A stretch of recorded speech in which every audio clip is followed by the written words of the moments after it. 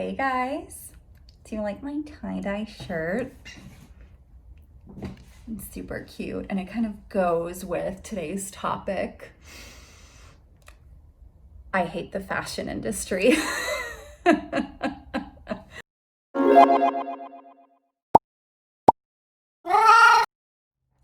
So yeah, I know this may seem a little hypocritical since this is kind of a fashion-oriented channel, but I want to keep it real, and I'm even guilty of some of this stuff that I personally hate about the fashion industry. So let's just dive right into this.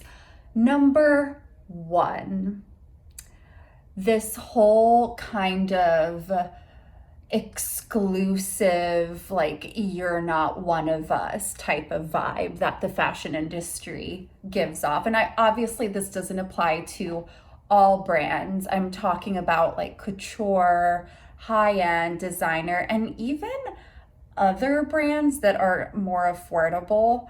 How it kind of gives off like this ideal that you should aspire to be. Think of Chanel, how their prices just keep going up and going up and going up, and women still keep buying it because of like the ideal and the image that they convey, like rich, luxury, exclusive. Like not everyone has one. And I'm not hating on Chanel or anybody who owns a Chanel. Like I have no problem with designer brands, but sometimes like this exclusivity, and not only that, this kind of ideal that we need to, I feel like I just keep going like this the entire time. But it conveys this sort of ideal that we as women should aspire to be. And I feel like it just makes us feel like crap about ourselves when we don't look or dress like these women that we see on the runway, or celebrities, or women that have designer clothes. So I hate that kind of like air of exclusivity, or like that there's some sort of ideal body or style that you should be aspiring to be. And that kind of brings me to the second thing that I hate about the fashion industry: lack of diversity. I hate it so much, and I am very aware of it when I'm shopping for brands. And I'm also a marketer, so it always this grinds my gears. It always boggles my mind why a brand would want to exclude certain people, especially when you're excluding your own target market. And what I mean by target market, for people that don't understand marketing lingo, is target market is the type of consumer that you are aiming your brand towards, and the type of consumer that will typically purchase items from your brand. And sure, there could be a certain type of consumer that the brand may initially want to appeal to, but as a brand grows, they might see more diversity, and they could see that there are different audiences and different demographics that are actually interested in purchasing their brand. And maybe that other audience actually purchases more than your initial target market was. So I'm getting into the whole marketing and business side of it all, but that's also part of the reason why I just don't understand why so many brands have absolutely zero diversity in the models that they use on their website, in their social media presence, in the type of consumers that they feature on their page. And what I mean by diversity, I'm talking about several things. It's size and body positivity. Not everybody's a size 2. Most women in America are not a size 2. I am slim and I'm tall, so I can at least kind of picture myself somewhat wearing what the model is wearing, because I'm still not too far off from that size.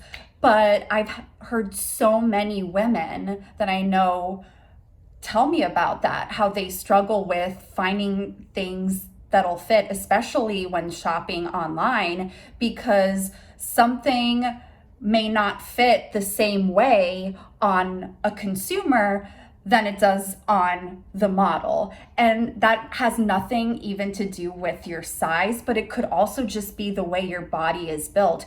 You could be a size 2, but have a bigger bust, or you could be flat chested. It aggravates me so much. And not even just size, but two things that also frustrate me: race and ethnicity, and age. And I feel like a lot of people don't talk about ageism in the fashion industry, but to me, it's so apparent. But going back to race and ethnicity, I feel like a lot of brands, it's almost like tokenism, especially with the whole Black Lives Matter movement. It's like all of a sudden, so many brands that didn't even have one model on their homepage, on their website, or on their social media accounts, all of a sudden they're like, we hear you, like, we're going to be more inclusive. It's like, that's what it took. Like, hello. Like, why weren't you just doing this from the get-go? And it comes off as so inauthentic to me. The same applies to ageism, and I'm calling brands out here. Let's see, Chico's, why are the models on their website, like, why do they look at the most like 35? I'm 31. I have never stepped foot inside a Chico's in my life. Most of the women that I know that buy Chico's are significantly older than me, and that's not a bad thing. But so why aren't they showing more of that on their website? Like, if your target audience is, and the majority of your consumers are 55 and up, why the hell are you showing 30-year-old women modeling their product? Like, a 30-year-old woman doesn't have the same body as a 65-year-old woman. Are you ashamed of your audience, of your consumer, that, oh my God, God forbid we show like a 60-year-old woman wearing a cardigan?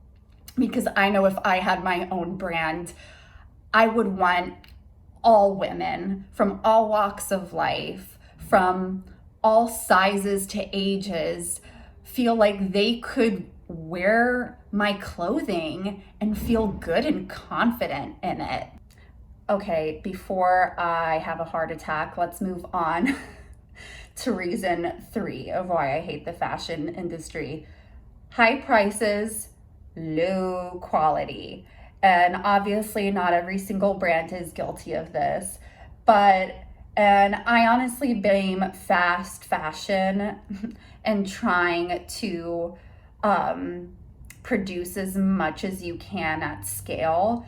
But I've noticed that there were several brands that used to be renowned for their quality and that they would last for ages, that just took a nosedive. But you know what hasn't taken a nosedive? The prices. And I will call some out here. Again, I ain't sponsored by no one, so I'm good. I can call anyone out. And I'm guilty of this because a lot of my clothes are from them. But, and this is a big but, because I don't think the quality is worth the price, I really only buy when there are good sales, and that's when I will purchase it, because I know that it's not worth the price. And sorry, because I own a lot of your clothing, but Zara, like, I'm paying like $60 for a pair of pants that will come undone at the hem like the first time I wear it. That's a real story. And I have hemmed it again, and it still keeps falling apart, and I just don't understand. I'm like, why did I pay $60 for pants that are made this crappy? And the same happens, I feel, with like a lot of like those old mall brands as well, like Gap, J. Crew. J. Crew isn't even cheap compared to the Gap. And I've seen a lot of people I've seen a lot of people complain about J. Crew's quality. I don't shop there that much. Let me know in the comments below if you shop there and you find their quality questionable as well for the price.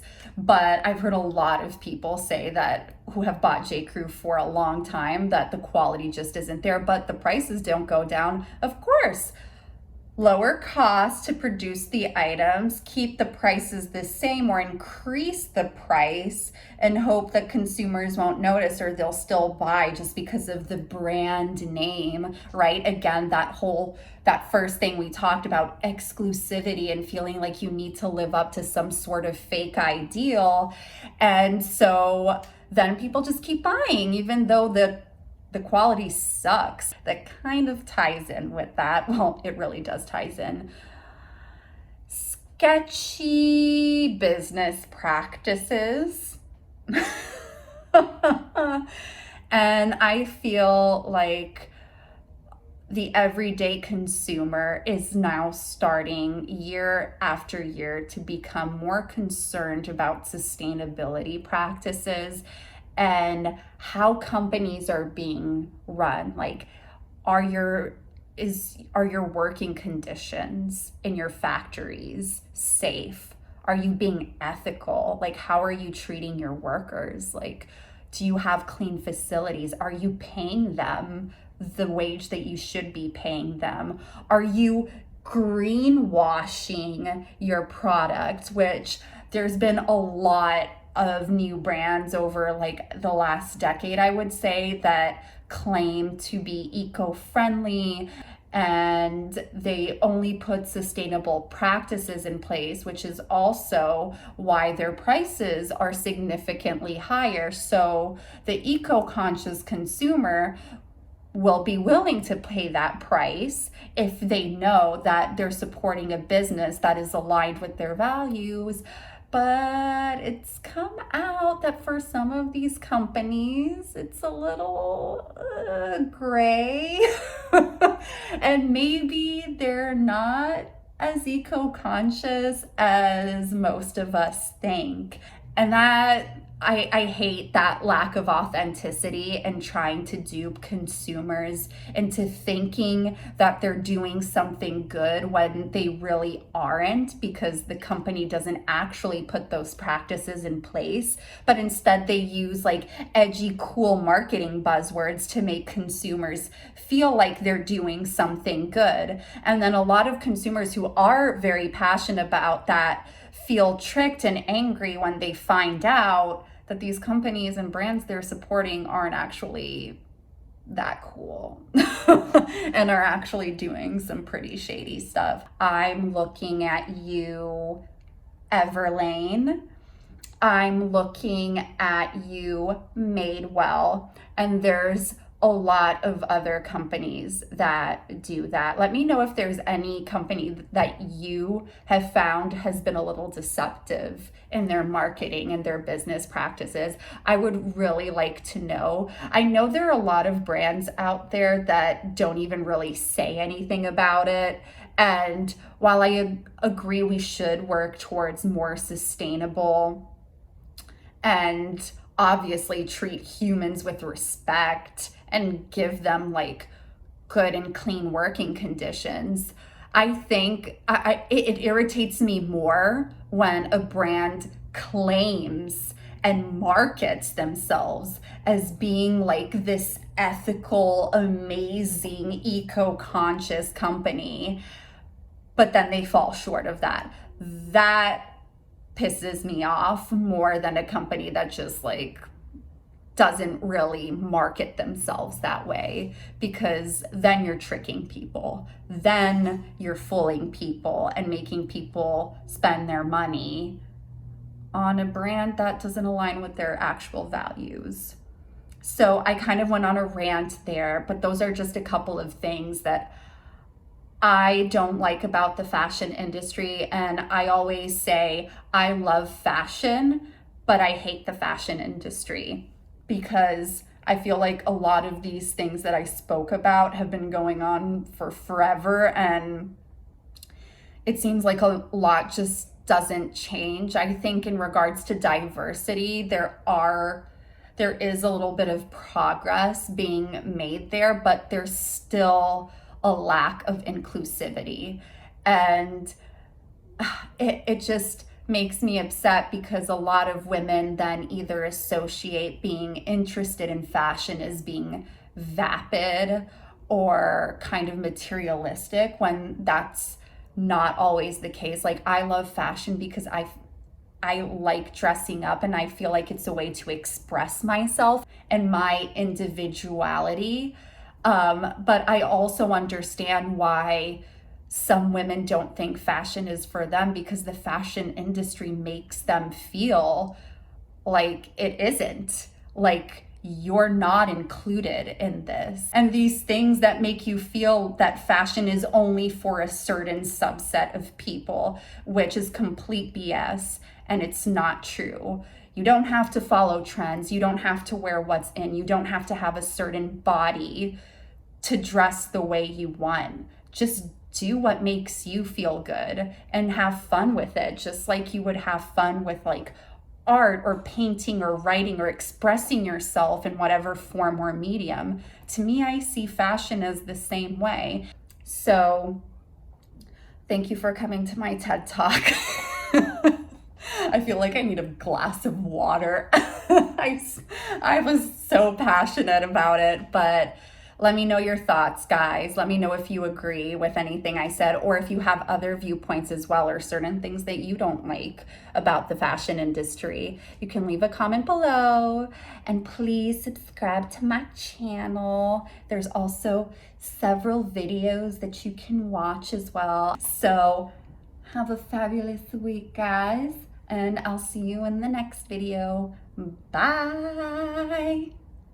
Say bye to my tie-dye shirt. Okay, that was weird.